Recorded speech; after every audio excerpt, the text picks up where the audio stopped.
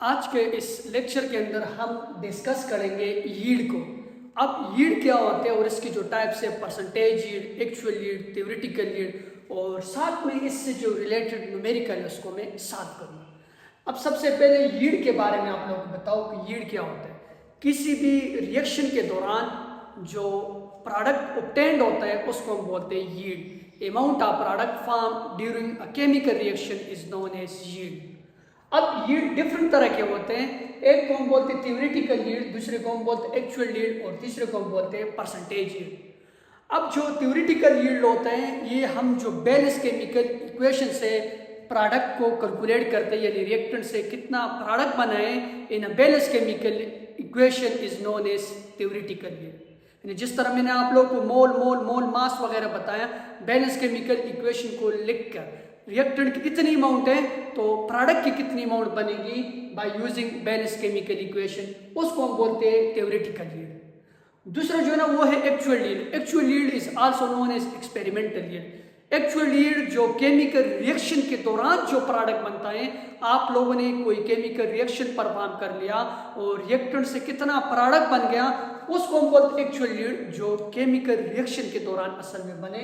इसको हम balance chemical equation से ऑब्टेन करते हैं। और एक्चुअल यील्ड जो केमिकल रिएक्शन के दौरान जो असल में बने एक्सपेरिमेंटल यील्ड, या इसको हम प्रैक्टिकल यील्ड भी बोलते हैं, या केमिकल रिएक्शन के दौरान जो चीज़ बनती है। ठीक। और जो तीसरी है उसको हम बोलते हैं परसेंटेज यील्ड। परसेंटेज यील्ड क्या है, जिस आप लोग एक्चुअल यील्ड को थ्योरेटिकल यील्ड के ऊपर डिवाइड करो और मल्टीप्लाई करो 100 से, उसको हम बोलते हैं परसेंटेज यील्ड। ठीक। And actual yield theoretical yield multiply by 100 ये परसेंटेज यील्ड है। और परसेंटेज यील्ड आप लोगों को किसी भी केमिकल रिएक्शन की एफिशिएंसी बताती है कि आप लोगों का रिएक्शन कितना एफिशिएंट है, वो डिपेंड करेगा परसेंटेज यील्ड कितना है। अब एक दो बातें आप लोग याद रखो कि ये जो एक्चुअल यील्ड है ये हमेशा के लिए थ्योरेटिकल यील्ड से कम होता है। क्या मतलब सर? देखो मैं एग्जांपल से आप लोग को समझाता हूँ। मैं लेट सपोज एक जनरल रिएक्शन लिखता हूँ, ए बी के साथ मिलते हैं और साथ में प्रोडक्ट बनते हैं। अब ये प्रोडक्ट आप लोग फॉर एग्जांपल बोलते हैं कि ए की अमाउंट 10 ग्राम है तो प्रोडक्ट कितना बनेगा, या वो बोलेगा कि जो क्या कहते हैं उसे एक्सपेरिमेंट के दौरान, ये जो प्रोडक्ट है एक्सपेरिमेंट के दौरान कह रहे हैं कि 10 ग्राम बनाए। आप लोगों ने कोई एक्सपेरिमेंट परफॉर्म किया है, ए के फॉर एग्जांपल 5 ग्राम थे और आप लोग का जो प्रोडक्ट पी बने वो 10 ग्राम बने एक्सपेरिमेंट के दौरान। तो ये जो एक्सपेरिमेंट के दौरान बने ये आप लोग का एक्चुअल यील्ड है। अब थ्योरेटिकल यील्ड आप लोग कैसे मालूम करते हो? थ्योरेटिकल यील्ड हम मालूम करते हैं by relationship between reactant and product in a balance chemical equation. फिर क्या करते हो, इसका यूनिट आप लोग अप्लाई करते हो कि ये जो मास है इसको सबसे पहले मोल्स के अंदर कन्वर्ट कर लेते हो और मोल से फिर मोल का रिलेशनशिप निकाल लेते हो। और जब मोल से मोल्स का रिलेशनशिप निकालते हो फिर उसी मोल्स को हम मास में कन्वर्ट करते हैं, क्योंकि यील्ड है। तो मास में आप लोगों ने फाइंड करना है कि कितना मास प्रोडक्ट का बने। तो theoretical yield balance chemical equation से 1 मोल से इतना बन गया तो इसने कितना बनेगा, और फिर हम वही जो मोल्स है उसको मास में कन्वर्ट कर लेते हैं बाय यूजिंग फार्मूला मोल्स। ठीक। और फिर हम एक्चुअल यील्ड और थ्योरेटिकल यील्ड की यहाँ पर वैल्यू पुट करके परसेंटेज यील्ड निकाल लेते हैं मल्टीप्लाई बाय 100 से। अब एक दो बात याद रखो कि ये जो एक्चुअल यील्ड होता है, पहले मैंने बताया ये थ्योरेटिकल यील्ड से कम होता है। ये इसलिए कम होता है, इसकी डिफरेंट काइंड ऑफ रीजन है। पहली बात तो ये है कि आप लोगों के पास मोड्स ऑफ रिएक्शन जो होते हैं वो रिवर्सिबल इन नेचर होते हैं। ऐसे पी बनते हैं तो दोबारा ऐसे हो सकते हैं एक्सपेरिमेंट के दौरान कि दोबारा ये ए बन जाए। तो रिवर्सिबिलिटी जब केमिकल रिएक्शन के अंदर आएगी तो फिर आप लोगों का एक्चुअल यील्ड थ्योरेटिकल यील्ड से कम होगा। थ्योरेटिकल यील्ड तो हम वैसे भी कैलकुलेट कर लेते हैं, उसके अंदर तो कोई कमी नहीं आ सकती। दूसरी बात, आप लोगों ने ऐसे पी बनाए, इन प्रोडक्ट बनाए, और प्रोडक्ट को जब आप लोग ऑब्टेन कर रहे थे, प्रोडक्ट को जब आप लोग एक्सट्रैक्ट कर रहे थे तो वहां पर मैकेनिकल लॉज हो गए, आप लोगों से कुछ ना कुछ प्रोडक्ट गिर गया। तीसरी बात ये है कि इसके अंदर जो स्मॉल फ्रैक्शन होते हैं, यानी 1.008, वो जो 002, 03 या पॉइंट के बाद जो डिजिट आते हैं उसको भी हम कैलकुलेट नहीं करते, तो इसलिए यहाँ से जो प्रोडक्ट के अंदर कमी आ जाती है। तीसरी बात एरर होती है। एरर की डिफरेंट काइंड है कि आप लोग का कोई पर्सनल एरर है या कोई सिस्टम के अंदर एरर है, या आप लोग बार बार एक्सपेरिमेंट परफॉर्म करते हो उसके दौरान कोई एरर है। In different kind of error भी यहाँ पर आप लोगों के पास आ सकती है। तो इसलिए ये जो एक्चुअल यील्ड होता है ये थ्योरेटिकल यील्ड से कम होता है। अब इससे रिलेटेड यहाँ पर मैंने जो न्यूमेरिकल लिखा हुआ है, इस न्यूमेरिकल क्वेश्चन में आप लोगों को सॉल्व करवाने वाला हूँ। देखना, कह रहा है कि heating 24.8 gram of copper carbonate. पहली बात आप लोग को क्या चीज गिवन है, यहाँ पर जो गिवन है, गिवन में mass of copper carbonate CuCO3 वो कितना है, वो है 24.8 ग्राम। ये 24.8 ग्राम आप लोग को कॉपर कार्बोनेट दिए कहते हैं। किसको जब हम हीट करते हैं तो हीटिंग के रिजल्ट में कॉपर ऑक्साइड और साथ में कार्बन डाइऑक्साइड गैस बनता है। तो कह रहे हैं कि एक्सपेरिमेंट के दौरान ये जो कॉपर ऑक्साइड बना है, mass of copper oxide CuO जो बने वो 13.9 ग्राम बने। तो बताओ इस रिएक्शन की परसेंटेज यील्ड क्या होगी। आप लोगों ने क्या फाइंड करना है, आप लोगों ने परसेंटेज यील्ड फाइंड करना। देखना, ये चीज फाइंड करना है। कॉपर ऑक्साइड का उसने कहा है कि एक्सपेरिमेंट के दौरान 13.9 ग्राम बने। ये एक्सपेरिमेंट के दौरान जो 13.9 ग्राम बने, ये असल में आप लोग को क्या है, ये है एक्चुअल यील्ड। अब एक्चुअल यील्ड आप लोग को गिवन, आप लोगों ने सबसे पहले थ्योरेटिकल यील्ड फाइंड करनी है, और थ्योरेटिकल यील्ड जब फाइंड कर लोगे तो फिर वहां से हम परसेंटेज यील्ड इजीली फाइंड कर सकते हैं। देखना, मैं फाइंड करता हूं। यहां पर अगर आप लोग देखते हो, सबसे पहले मैं बेरेस केमिकल इक्वेशन लिख लेता हूं। स्टोइचियोमेट्री का रूल है, रूल बार बार, अब तो हमारा लास्ट टॉपिक है, आप लोग को रूल सारे आने चाहिए, बार बार मैं कह रहा था। तो रिलेशनशिप सबसे पहले इन दोनों के दरमियान है, कॉपर कार्बोनेट और साथ में कॉपर ऑक्साइड के दरमियान।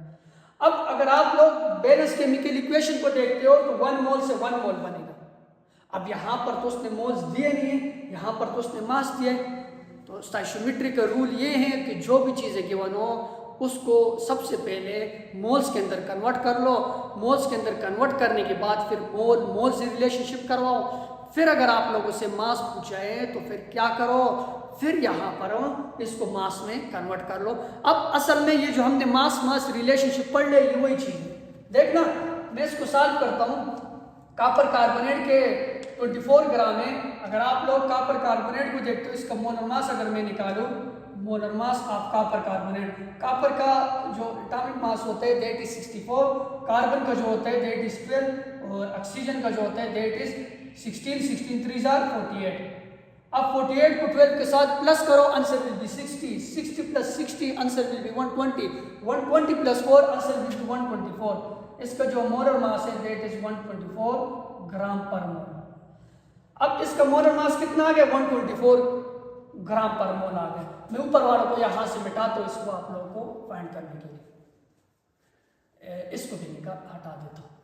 देखना, ये इसका मोलर मास आ गया। हमने तो मोल्स कैलकुलेट करने हैं, तो मोल्स कैसे कैलकुलेट करते हैं, number of moles is equal to mass in gram divide by molar mass. Mass in gram कितना है, 24.8 ग्राम। मोलर मास कितना है, 124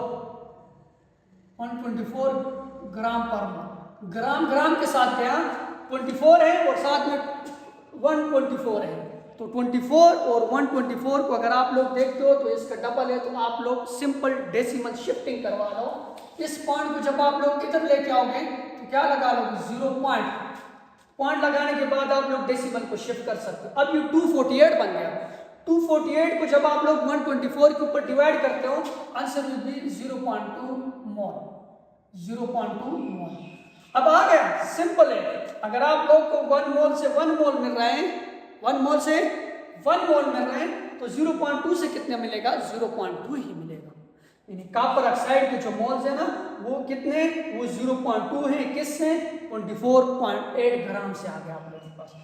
अब मोल्स का रिलेशनशिप आप लोग कर सकते हो, लेकिन मैं डायरेक्ट लिख लेता हूँ। ये जो कॉपर ऑक्साइड है इसका आप लोग क्या कैलकुलेट करो, इसके मोल्स तो आ गया आप लोगों के पास, यानी 1 मोल से 1 मिल रहा है तो 0.2 से 0.2 मिल जाएंगे। अब असल में हमने ये चीज फाइंड करनी ना, इसका कितना यील्ड बनेगा, इसका कितना अमाउंट बनेगा, थ्योरेटिकल यील्ड में इसका फाइंड करो। तो कॉपर ऑक्साइड क्या बन जाएगा, इसके मोल्स आ गए 0.2, और साथ में इसका जो मोलर मास है, मैं मास निकाल रहा हूँ से, इसका जो मोलर मास है कॉपर के 64 है और ऑक्सीजन के 16 है। 16 और 64 आंसर विल बी 80, तो यहाँ से आ जाएगा 80। 0.2 को जब आप लोग 80 के साथ मल्टीप्लाई करते हो ये मैं मास निकाल रहा हूँ, बात याद रखना है, क्योंकि यील्ड में मास निकालते हैं। अब 0.2 को जब आप लोग 80 के साथ मल्टीप्लाई करते हो, answer will be what, answer will be 16 ग्राम। यानी इसके कितने ग्राम आ गए, इसके आ गए 16 ग्राम, एक के 16 ग्राम आ गए और दूसरे के जो 13.9 ग्राम आ गए। आप लोगों का ये जो न्यूमेरिकल है ये सही है या गलत है, ये डिपेंड करेगा। अगर यहाँ पर आप लोग देखते हो एक्चुअल यील्ड 13.9 है, थ्योरेटिकल यील्ड 16 ग्राम है, तो थ्योरेटिकल यील्ड जो एक्सपेरिमेंटल यील्ड है या एक्चुअल यील्ड है उससे ज़्यादा आनी चाहिए, तो यहाँ पर ज़्यादा आ गए, इसका मतलब ये आप लोग का न्यूमेरिकल सही जा रहा है। तो अब हम परसेंटेज यील्ड कैलकुलेट कर सकते हैं। परसेंटेज यील्ड बराबर होता है actual yield divided by theoretical yield multiply by 100। Actual yield कितना है, वो है 13.9, थ्योरेटिकल यील्ड कितना है, वो है 16 मल्टीप्लाई बाय 100। तो जब आप लोग 1600 और 13.9 को एक दूसरे के ऊपर डिवाइड करते हो, इसका आंसर तकरीबन आ जाता है 86.97 या समथिंग आ जाते हैं। मैं 86% लिख लेता हूँ। यहाँ से हम किसी भी इक्वेशन की परसेंटेज यील्ड निकाल सकते हैं। हमें एक्चुअल यील्ड दिया जाता है जो केमिकल रिएक्शन के दौरान उसने न्यूमेरिकल के अंदर लिखा होता है।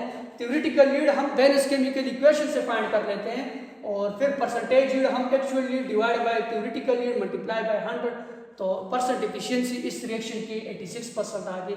इस तरह हम किसी भी चीज़ की एक्चुअल यील्ड और थ्योरेटिकल यील्ड को कैलकुलेट कर सकते हैं। Thank you for watching my video.